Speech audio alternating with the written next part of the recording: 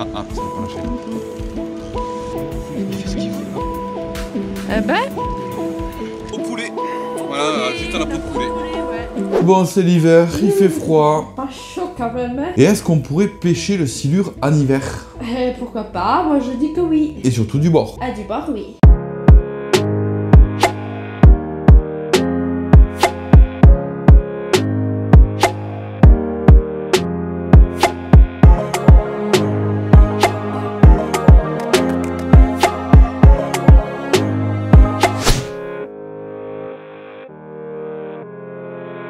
Salut à tous les potes. Salut. On espère que vous êtes tous très bien pour notre part, ça va nickel. Nickel, comme d'hab. Un petit peu malade, mais ça va. Voilà, donc là on est de nouveau en studio, donc vidéo studio, et on va parler un petit peu du silure. Oui. Et surtout de savoir comment pêcher le silure du bord. En hiver. En hiver, oui, on peut en pêcher en hiver, voilà. Alors aujourd'hui on a décidé voilà, de vous parler un petit peu de la pêche. Alors là ça va être pour le silure forcément, donc si t'aimes pas trop le silure forcément voilà. Mais voilà, la pêche du silure du bord, mais surtout en hiver. Oui. Alors bien sûr qu'il est possible de pêcher le silure du bord, ça c'est clair. Mais en hiver c'est possible aussi. Alors, ça va dépendre de pas mal de choses et c'est cette vidéo qu'on va vous détailler aujourd'hui.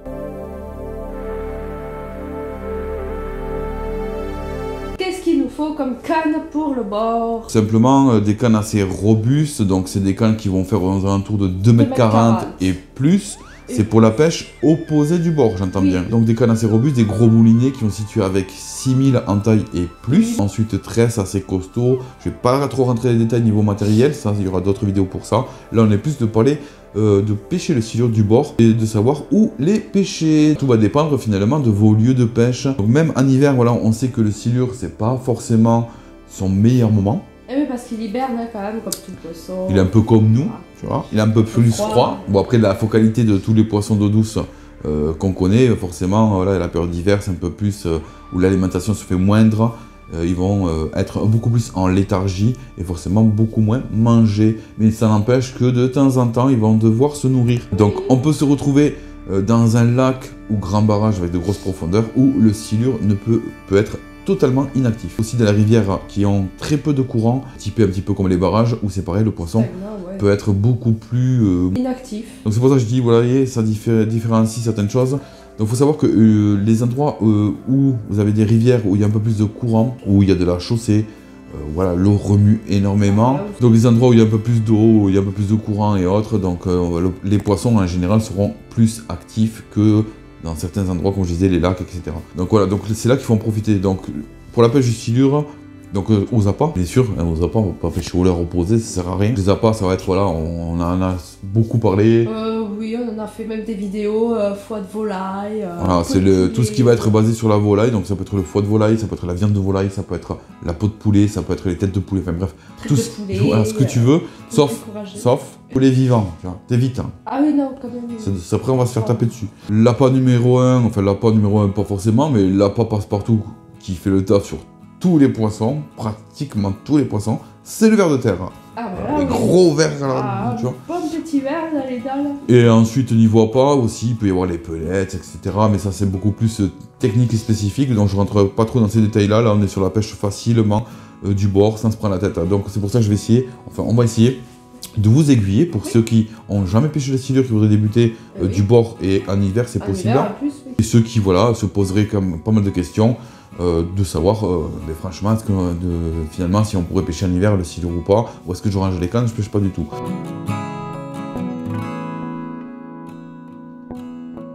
On va commencer par la pêche de rivière. Donc, comme je disais tout à l'heure, pour la pêche de rivière, si vous avez de grosses profondeurs, c'est là qu'il faut aller les rechercher. Surtout si vous avez des endroits à très peu de courant, voire pas du tout de courant. Là où il y a des cassures en gros, quoi. Donc tout ce qui va être voilà, les grosses cassures, les fosses, surtout les fosses, tous les poissons vont se regrouper là, généralement. Donc cherchez les endroits les plus profonds sur ces secteurs-là. Donc que ce soit dans les lacs, que ce soit dans les rivières à très peu de courant, c'est justement dans ces milieux-là qui vont être, qui sera totalement différent, mais ça sera pour une autre vidéo durant l'été, le printemps, enfin surtout printemps-été. Donc voilà, recherchez plutôt les fosses, donc montage, après on va pas rentrer dans les détails, donc vous plombez tout ça comme vous l'entendez, là on est vraiment sur la pêche du bord, ça peut être au bouchon coulissant, mais ça peut être aussi, enfin surtout à fond, hein, tout simplement, la pêche à fond, sans se prendre la tête, en hameçon, les tailles d'hameçon, etc. J'ai déjà fait des vidéos là-dessus. Simple ou triple, comme vous mieux. Ouais, moi je préfère plutôt le simple que le Ouais. triple, mais bon, ensuite, voilà, c'est vous qui voyez. Faut savoir aussi que toutes les vidéos qu'on fera comme ça en studio, c'est aussi selon notre expérience à nous. On n'a pas la science infuse,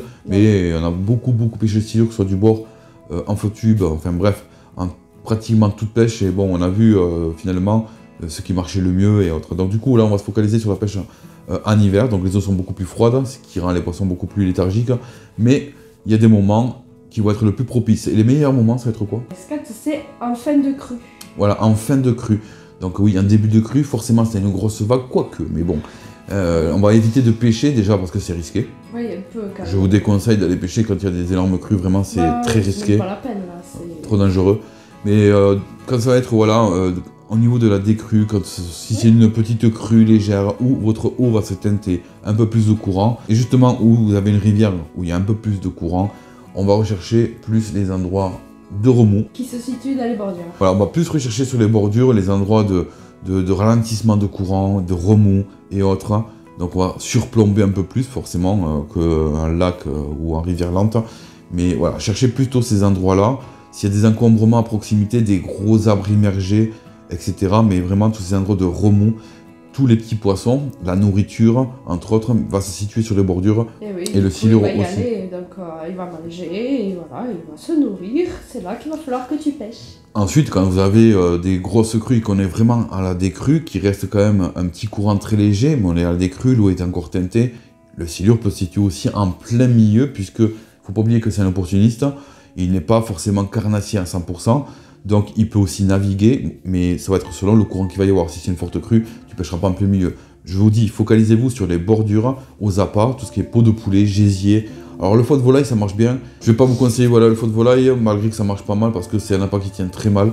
Et vous allez sans arrêt vouloir remettre de l'appât, les plusieurs techniques que j'aime pas forcément, les bas de femme, les collants, tout ça. Mais moi je préfère le gésier, qui tient beaucoup plus. Qu'est-ce qu'il peut y avoir aussi? Vous pouvez faire des mix aussi. Vous pouvez faire des mix, n'hésitez surtout Des pas. encornés aussi, avec de la viande de poulet moisie. Vous pouvez faire n'importe Bah, quoi, mais oui. surtout n'hésitez surtout Oui. pas à faire des mix. Dans des mix, vous Tu pouvez fais, mettre, tu voilà, je fais, sais pas, en mettant un exemple de l'encorné avec des vers de terre Ouais. et une peau de poulet. Vous pouvez faire des gésiers mélangés avec une tranche de saucisson, En enfin fait, bref. dès que tu penses que ça pourrait marcher, n'hésite pas, t'essaies. Voilà, beaucoup de personnes nous demandent justement Bon, dans je l'espace commentaire et aussi notamment sur Instagram et autres. D'ailleurs, n'hésitez pas à nous suivre sur les réseaux sociaux parce qu'il y a beaucoup de choses qu'on met aussi dans ces réseaux sociaux Ouais. qu'on met pas forcément sur YouTube. Donc, n'hésitez surtout pas à nous suivre sur Instagram, Rotofish, tout ça, et Facebook. Et beaucoup voilà, de personnes nous posent souvent des questions, ces questions qui reviennent tout le temps. Mais quel est le meilleur appât et est-ce que ça ou ça marche? Et en fait, on est comme vous finalement, parce que nous, on a testé des choses, Ouais. des fois farfelues, mais c'est vrai qu'on a testé des choses pour voir si ça marchait. Je vais vous dire que franchement, niveau silure, pratiquement tout marche. C'est un poisson qui est opportuniste. Oui, il n'y a pas forcément de meilleur, ouais. Ouais, bien sûr, tu vas pas commencer à mettre sur ton hameçon tout et n'importe quoi. On va aussi respecter l'eau, faut pas faire n'importe quoi ouais, non plus. oui, quand même. Mais tout ce qui va être issu animal, viande et autres, vous pouvez tout tester. Voilà, vous posez pas forcément la question de dire ouais mais est-ce que ça va marcher? Si vraiment vous avez peur de l'appât que vous allez utiliser, vous n'êtes pas confiant à 100%, vous mettez une ou deux cannes avec un appât beaucoup plus confiant, gésier, peau, tripe de Ouais, poulet. Puis l'autre canne, tu mets le truc où t'es pas sûr, mais t'essayes quand Voilà, c'est une canne de test, c'est souvent ce Voilà. qu'on fait. N'hésitez surtout pas à prendre comme ça une canne de test où vous testez pas mal de choses, mais surtout mixer les choses, n'ayez pas peur. Le plus simple est le meilleur. Et ça, c'est valable dans toute la pêche confondue. Ouais, comme on dit, qui tente rien à rien, de toute manière, il faut Voilà, essayer. donc du coup, voilà ce que je vous conseille. Donc du coup, pour la pêche en rivière, où il y a des crues, des décrues, et un petit peu de courant, c'est surtout de cibler les bordures, surtout quand l'eau est teintée comme ça.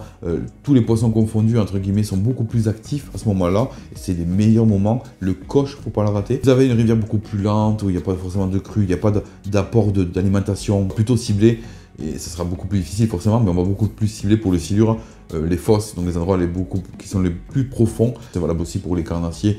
Voilà, tout ça, tous ces poissons-là qui vont se cibler sur les fosses en courant lent, en barrage et grand lac. Pour les rivières avec un peu plus de courant, c'est les endroits de bordure, les remous. N'hésitez surtout pas même de changer de poste si vous voyez que ça marche pas forcément au bout de 2 heures, 3 heures. oui. Voilà, n'hésitez surtout pas à vraiment prospecter tous ces endroits de bordure. Alors attention aussi, parce que c'est des endroits où vous allez beaucoup plus accrocher, donc tester un petit peu vos postes, regarder comment ça se passe. Ensuite, vous pouvez aussi les chausser. Donc il y a beaucoup de rivières chez nous, notamment le Tarn, où on a beaucoup de chaussées. Alors les chaussées, c'est des endroits où il y a les cassures, et ça c'est plus propice puisque l'eau bouillonne beaucoup plus, ça remue beaucoup plus, et tous les poissons sont plus ou moins actifs, même l'hiver.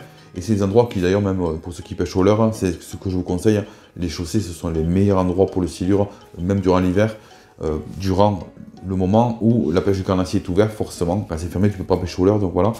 Sauf un endroit chez nous, je tiens à le préciser, parce qu'il y en a qui savent douaner, Albi, on a pas voilà, le faut droit, savoir que nous, réserve, en fait. on a un endroit, voilà, il y a des chaussées, faut faire ensuite, voilà, vous avez jusqu'à prendre les réglementations, hein, vous appelez les fédérations, même si tu es en vacances. Vous regardez le cahier ou sur internet, tu voilà. peux marquer en principe. Alors, tu fais le bon élève, tu regardes ton cahier d'agenda. Sinon, tu vas voir celle-là. Bon, bref, en tout cas, voilà, n'hésitez surtout pas à les chausser, tout ce qui remue. Bref, ça correspond un petit peu à ce que je vous dis tout à l'heure, le courant, quand c'est un décru, tout ça. Là, la chaussée, vous pouvez cibler toutes les zones, que ce soit un peu plus en bordure, etc. Puisque normalement, les chaussées, c'est un endroit qui est une petite cuve, voilà, ça fait une cuve en fait. Mais c'est le fait surtout qu'il y ait du courant constant, qui est du cru. L'oxygénation. Voilà, qu'il y ait une crue ou pas une crue, c'est les endroits où ça remue beaucoup plus. Et donc forcément, les poissons et même le silure est beaucoup plus actif dans ces endroits-là. Ensuite, oui, bien sûr, vous pouvez aussi pêcher au vif, hein, quand c'est ouvert, bien entendu, le carnassier. Vous pouvez pêcher au vif de la même façon, voilà, exactement de la même façon qu'aux appâts, du bord, cru, ceci, les bordures, tout ça, tout ce que je vous ai expliqué. La pêche au leurre, c'est pareil, je vous ai dit, la chaussée, les endroits, pareil, de cru ou en décru, ça sera plus sur les mêmes endroits. Voilà, les bordures où il y a les remous, etc. Il faut savoir tout simplement une chose, c'est que le silure ou n'importe quel autre poisson, s'il y a un trop fort courant, on est en hiver, il n'est pas là pour dépenser plus d'énergie que ce qu'il va pouvoir ingurgiter. Bah ouais, mais ça sert à rien pour lui, il va pas y aller alors que... Voilà, c'est comme, c'est un petit peu comme nous, c'est ce qu'il faut penser aussi. Dans la pêche, c'est un petit peu logique, restez sur les choses simples, pensez à des choses simples. Mettez-vous à la place du poisson. C'est ça. Qu'est-ce que tu ferais à sa place en hiver? Au fort courant, vous pêchez sur les bordures, en faisant attention de ne pas accrocher, de savoir les spots si on accroche ou pas. Les chaussées, ça remue, mais généralement, si vous pêchez assez plombé, ça ne bouge pas forcément, et ce sont les meilleurs endroits. Les endroits où il n'y a pas de courant, ou très peu de courant, c'est les endroits qu'on va chercher, ça va être les fosses, les endroits les plus profonds. Grosso modo, ce sont les meilleures zones pour le silure. Oui. Le silure n'est pas forcément très actif l'hiver, mais on a démontré lors de certaines vidéos, pour ceux qui nous rejoignent sur Road to Fish, déjà bienvenue. Mais surtout, on avait fait des vidéos, on a sorti du silure, notamment, c'est je crois il y a 2 ans, on avait fait la pêche du bord. Oui. Et justement, l'eau était un peu en décru, un peu mâchée. C'est cela. Et on avait fait un 1,75 m, je crois, du bord, avec juste de la peau de poulet. Et on était sur des bordures où il y avait du remous, des fêtes de plage, etc. Voilà, exactement ce que tu leur as dit, ouais, c'était vraiment l'endroit typique, quoi. Bon, j'espère que vous avez détaillé voilà, pas mal de choses sur la pêche du silure en hiver. Si vous avez des suggestions, si vous avez des questions, n'hésitez surtout pas. L'espace commentaire, tu peux parler, tu nous demandes des choses qu'on a peut-être oubliées, je sais pas. Voilà, tu nous poses des questions, parlez vous aussi entre vous, vos anecdotes, dites-nous si vous faites du poisson, voilà, vos expériences, si vous faites du silure en hiver, quels appâts un petit peu exubérants, un petit peu... que tu as essayé, que nous on n'a pas encore fait peut-être, qu'on n'a jamais vu, on essaiera, tu nous le marques en commentaire aussi. Mais voilà, n'hésitez surtout pas à essayer pas mal de choses et à faire des mix aussi d'appâts. Mais vraiment, voilà, focalisez-vous sur ça, c'est que est-ce qu'on peut faire du silure en hiver? Oui, il y aura très peu de poissons que contrairement au moment où il va être le plus actif. Mais on peut faire du poisson, il faut juste savoir où cibler. C'est valable un petit peu comme toutes les pêches, que ce soit carnassier ou autre, quand c'est des moments de crue, etc. Voilà, il faut vraiment cibler. Je vous garantis que vous ferez du poisson, il n'y a pas de souci là-dessus. Après c'est plus long, il faut prospecter, changer de spot, il ne faut pas avoir peur de dire bon je laisse tomber, peut-être que 2 jours après je reviendrai au premier spot, même si j'ai pas fait de poisson. L'endroit où on avait sorti le 1,75 m, on était retourné, je crois que c'était même 1 an après, je sais plus. Et on avait raté. Ah oui, tu avais fait un départ et tu l'avais... Voilà, d'ailleurs c'est en vidéo, on avait testé à la cuisse de poulet, tout ça, enfin au pilon de poulet. Ça avait marché. Et on avait fait un départ et je l'ai raté, j'ai ferré dans le vide. Donc voilà, n'oubliez pas, quand il y a du courant, enfin qu'il y a des crues et tout ça, ou des débuts de crues, quand l'eau est teintée, tu cherches les bordures. Les plages, etc., tous les remous, les ralentissements. Voilà. Quand il n'y a pas forcément trop de courant, tu vas rechercher plus les chaussées. Je parle en hiver, attention. Les chaussées, les endroits où ça remue un peu plus, et là tu peux pêcher un petit peu partout. Les endroits où il y a très peu de courant, voire pas de courant, comme ce soit des grandes rivières à très peu de courant ou les lacs, tu vas chercher beaucoup plus les fosses. Oui. Donc voilà, et c'est tout ce qu'on a à dire, je pense. Oui. Donc j'espère en tout cas que vous avez fait plaisir sur cette vidéo. Si vous posez des questions, si on peut pêcher aussi en hiver, je pense qu'on a répondu. Ouais, quand même, il y a assez de détails. Hein, c'est pas Voilà, tout et mal. si vous faites un poisson durant l'hiver, n'hésitez surtout pas. Instagram, Facebook, Retouffish, vous nous envoyez vos photos, avec quoi vous l'avez attrapé, etc. Vos tests, enfin bref, Mais vous ça venez. nous Voilà. fait plaisir, on adore. Voilà. Tout ça. Allez, on vous souhaite une excellente soirée, journée, ce que tu veux. Prenez soin de vous. De votre famille, de vos poissons, sortez pêcher, kiffez la nature, Voilà. les animaux. Ne vous prenez pas la tête, hein. Pêchez au plus simple, réfléchissez au plus simple et vous verrez que vous en sortirez. En tout cas, nous on a fini la vidéo, on espère qu'on vous a fait kiffer une fois de plus. Et on vous dit à la prochaine vidéo. À la prochaine. Ciao. Salut.